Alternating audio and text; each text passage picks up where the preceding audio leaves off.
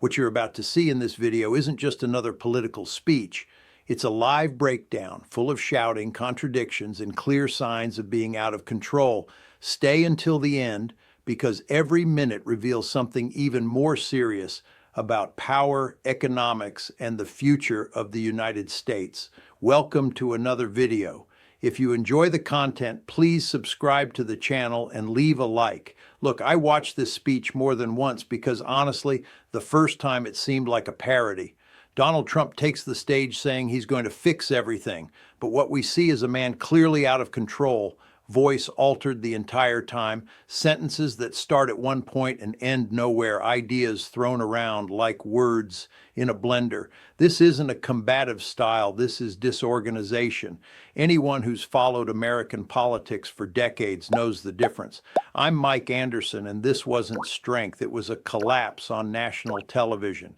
He shouts because he can't sustain a line of reasoning. He speeds up because he knows that if he stops, the emptiness shows. And the most concerning thing isn't even the tone, it's the incoherence. He talks about the past, mixes it with vague promises, attacks imaginary enemies, and never closes an argument. This type of speech doesn't mobilize any country, it only feeds its own bubble.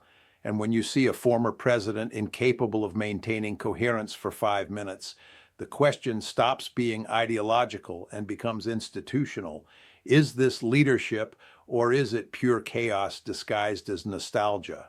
Then he gets into economics, which has always been his weak point, masked by marketing.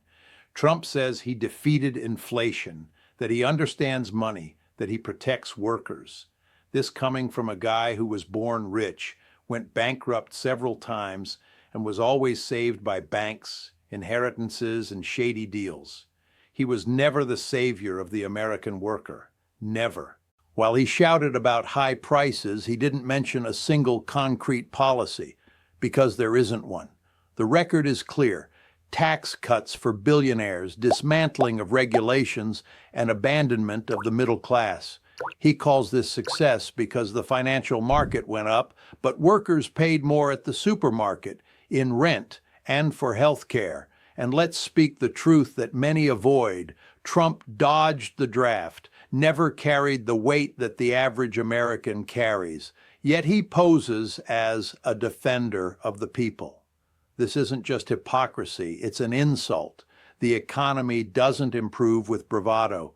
It improves with serious public policy, and that's something he never delivered. When he started repeating tariffs, tariffs, tariffs, it became almost embarrassing. Anyone who understands economics even minimally knows that tariffs aren't a magic wand. They make products more expensive, punish consumers, and destroy entire sectors when used without strategy. American farmers suffered, exports fell, and the government had to bail out those he himself had harmed. But in the speech, Trump acts as if he created jobs out of nowhere, as if 100% of jobs were his merit.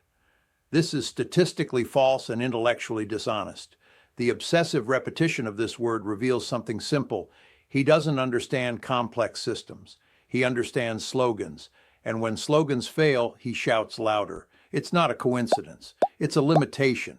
Economic policy isn't a reality show, but Trump never left that mode of operation.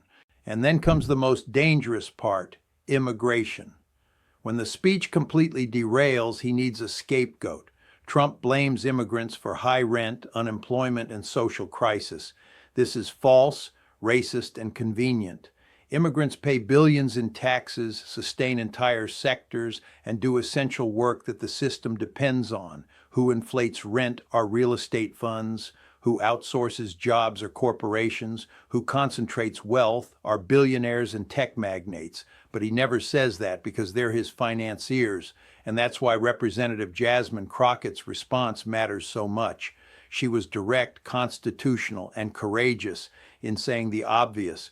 Blaming immigrants is hiding failed policies. The real problem is the economic oligarchy that Trump represents.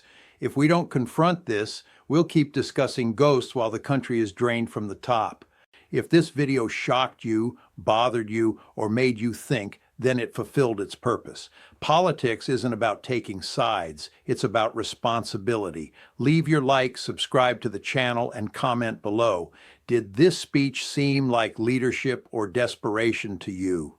The conversation continues in the comments, because democracy only works when we participate, question, and don't accept shouting in place of argument.